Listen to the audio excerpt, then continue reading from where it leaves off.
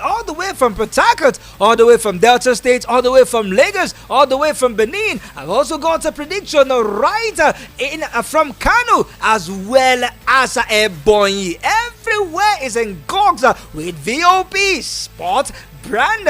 Alright, let me go on this break. When I return, I will be calling your names. I will be rolling out a prediction as well as more predictions as will be coming out. The winner will definitely smile to the bank as you will win something from Uncle Fine Boy himself. Let me go on the short break. When I return, it will be Game On.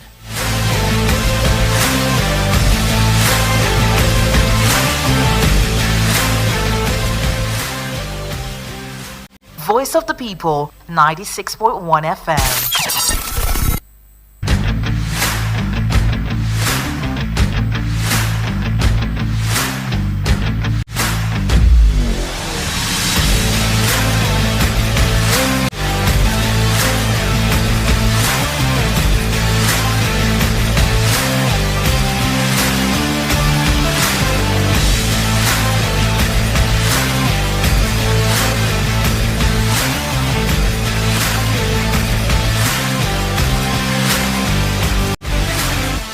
Alright, we begin from the local scene as we take you to the camp of Castina United, where the rescheduled game between Castina United and Eimba went. Castina United secure a very important win against the champions Eimba International in a rescheduled game played on Wednesday. The People Elephants were dominating the game, but it was the host who netted the opening goal as early as the 25th minute through Michael Ibe. Chijoke Mboboma once again underlined the importance to the Aba Millionaires as he restored parity in the 42nd minute when he scored and show why he is very important to Eimba. Meanwhile, the hosts seized control of the game early in the second half as they were able to secure the winning goal in the 73rd minute through Andrew Idoko.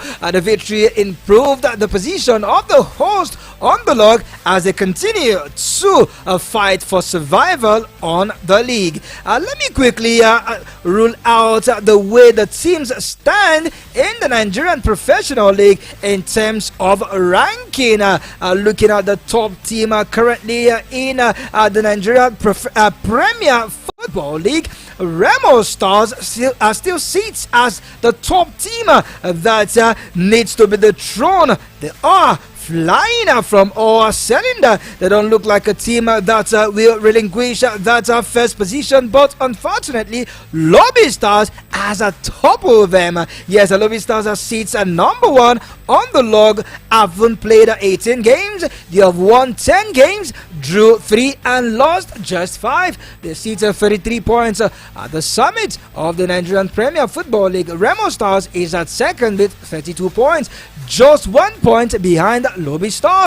Plateau United comes closely third with 31 points, and Doma United are fourth on the log with 31 points. Eimba is number 5 with 29 points. Caterpillars is at number 6 with 29 points. The 7th position is occupied by Bendel Insurance with 27 points. Castina United is at 8th position with 26 points, and Abia Warriors is at number 9 with 26 points. Let's quickly jump down to the bottom of the table. Number 20, that is the team that is at the bottom is sadly Heartland of Owerri. They have been there for so long and they have just mounted 16 points. Haven't played 17 matches. Bayelsa United is at 19 with 17 points. Haven't played 18 games. Aqua United is at 18 with 18 points. Sporting Lagos, the newly promoted side, is at number 17 with 18 points. This is how the log stands in terms of clubs and their ranking. Alright, let's move over now to the game of Taekwondo, as a news emanating from that game has it that Elizabeth Ayanacho has once again reiterated a desire to qualify for the 2024 Olympic Games in Paris. The German-based star is among the athletes who will be participating in the upcoming Olympic qualifier that is slated in Dakar, Senegal. While speaking to our correspondent, Ayana Cho made it clear that one of our objectives for 2024 is to qualify for the Olympic Games in Paris. And now this is what she said, and I quote, "I have a couple of personal expectations for 2024, which is, of course, includes qualifying for the Paris 2024 Olympic Games. I also want to get back on track with my education, so it will be quite a busy year for me," she added. All of our wish, the biggest, is to represent the country in Paris. The Olympic Games is just a few months ago, and she is training really hard.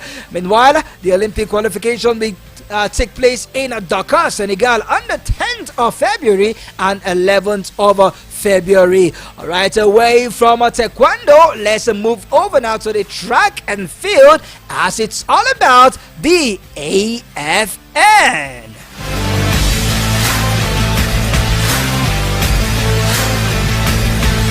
The Athletic Federation of Nigeria, AFN, has concluded plans to have its pre-games of the African Games held in February. The first phase of the meeting is scheduled for the 2nd down to the top of the javelin, while the events for the women category includes 100 meters, 400 meters, 800 meters, 100 meters hurdle, triple jump, discus, and the race walk. According to the update from the federations, there will be prizes for 1st to 6th positions in the men's and women's category. That is 1 to 3 and 1 to 3, making it 6 positions for both genders. So it's all about win, and more wins for athletes who will be participating in the various games.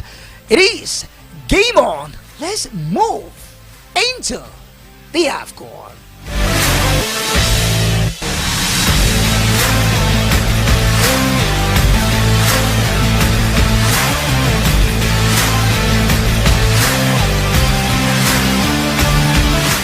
Trouble in paradise for the Super Eagles of Nigeria, as Equatorial Guinea are currently in action against Guinea-Bissau. That game is exactly 53 minutes old, and it is Equatorial leading Guinea-Bissau by 3-1. Wow, it's all about Equatorial Guinea now stopping the Group A as it stands. Equatorial Guinea are number 1 with 4 points. Côte d'Ivoire is at the 2nd position with 3 points. Nigeria is at number 3 with 1 point, and Guinea-Bissau bottom on the log with 1 point. If it stands like this, Nigeria will be at number 3. But they have a game against the host nation, Côte d'Ivoire, at exactly 6 p.m. In the 21st minute, it was Nsua that opened the goal in the first half. And in the second half, it was Miranda who got the second goal for the host for Equatorial Guinea. But then Equatorial Guinea had an own goal to bring the score line to 1-1 in the first half of the game. Goal scored by Orozo Fernandez in the 37 minutes, and then Unsua just got the third for Equatorial Guinea in the 51st minute. And one man joins me on the show, always a recognized voice on the show. Chukunonso Arinze, good to have you join me on the show at such a pinpoint time. Thank you very much for having me. Fortunately, I was held up somewhere, but don't worry, I'm back. I'm back with the bat. Thank you very much, and nice to be part of the show. I would have loved to say thank you too, but as it stands, Nigeria is at number 3 on the log, because Equatorial Guinea at the moment are topping the table with 4 points to 1 against Guinea-Bissau. The match is 55 minutes old. Does it mean that the Super Eagles might just be kissing off by this early? Maybe not. Don't forget there is also a backyard room. I love this Afcon. There's also a backyard room to the Afcon, which is the best loser. Must it be Don't forget, Nigeria? after the top two will qualify. My brother, anyways, away, we've seen best losers go to win titles and trophies and tournaments. So, but I think, come on. But we see, come on, what do you expect? Do you expect Guinea-Bissau? Only rated Guinea-Bissau to beat Equatorial Guinea. We didn't do our job, so now we need to have to do it the hard way. But by beating Cote d'Ivoire, and then hoping that we get we're going to last game and consolidate. So it is what it is. The Spurs allow it that the fact that the game is the hope of Spurs is still in their hands. They must win today against Cote d'Ivoire in front of their own fans, and then we'll see where it goes from there. But if not, Equatorial Guinea are doing their job. They're doing their business. They picked up 8 points from Nigeria. 3 points from Guinea-Bissau. They hope as well. They also pick up a point from Cote d'Ivoire and as well qualify from the group and to the next round of the African Cup of Nations. All right, talking about progressing to the next round of the African Cup of Nations, host country Cote d'Ivoire will be taking on the Super Eagles in a matter of hours and a few minutes. Reports are reaching us right from the capital, Yamoussoukro, as if that today has been declared a public holiday for the people of Cote d'Ivoire. First, it was their schools, all the schools were shut down. Students were allowed to go back home, or rather stay at home, in order to set the game and give their the national team the support that they need. And the workers, they had just half day of work. As I'm speaking to you as Sport Bishop, they are all at home, some at the stadium supporting their team. Sebastian Haller is back to the team to do damage to the Super Eagles. Grandiel, their midfielder, as well as Frank Casey, they are speaking tough, saying they are not afraid of the Super Eagles, while in the other is calling on Nigerians to pray that the God of football will give us a victory, because God gives and God takes. Hopefully today, God will give us victory against the elephants of Cote d'Ivoire. And meanwhile, I just can't help but laugh. Meanwhile, Calvin Bassey, Super Eagles defender, have come out to say that we need to take our chances in order to win against Cote d'Ivoire. It's all about the head-to-head record.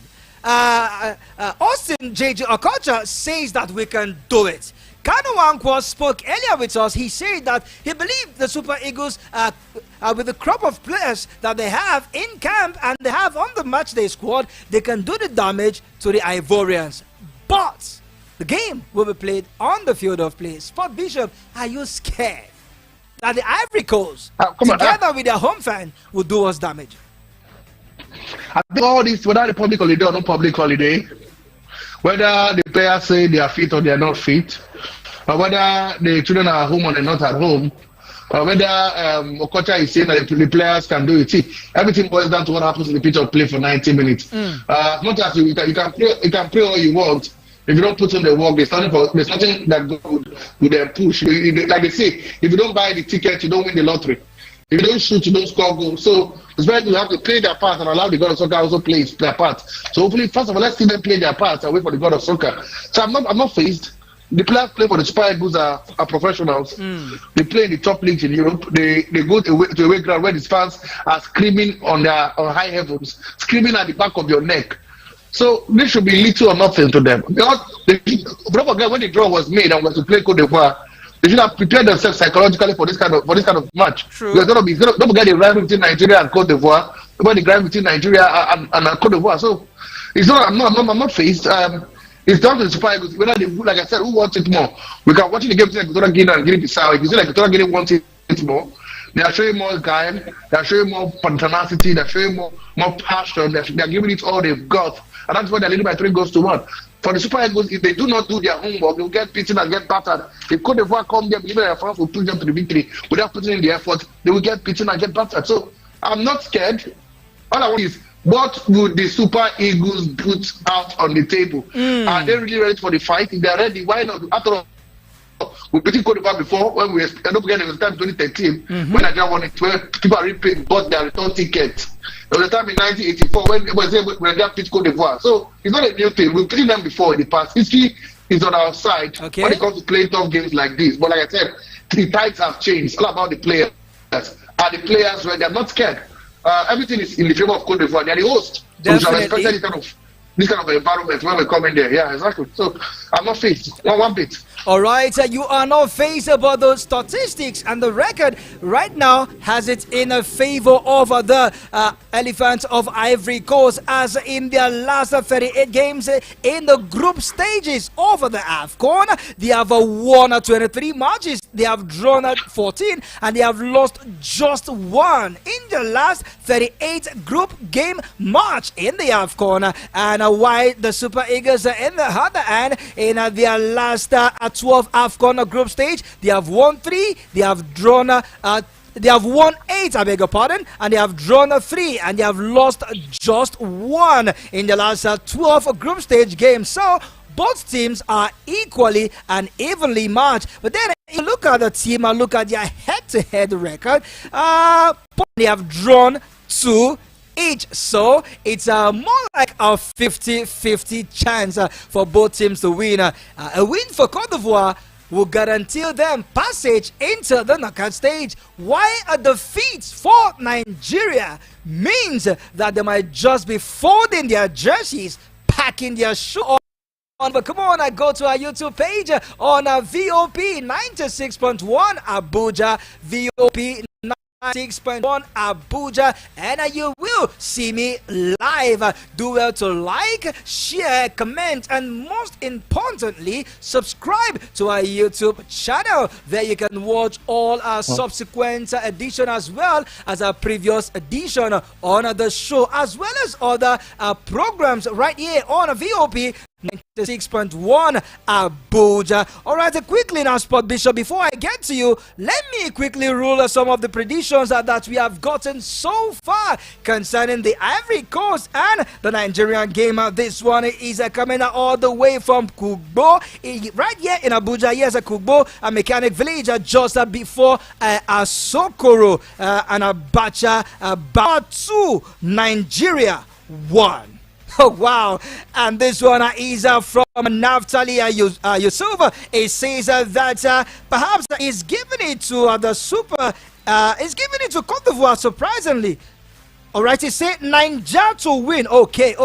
And Niger to win 2-1. Wow, it seems that the Nigerian fans are all over now beginning to speak.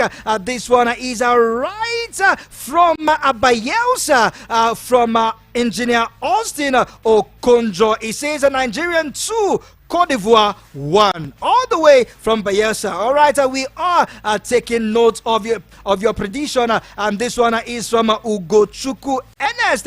It says that Cote d'Ivoire will beat Nigeria by 2-0. Oh wow! It seems that most of the Nigerian fans are not keeping faith with Nigeria, and surprisingly is that the game will end in a 1-1 draw.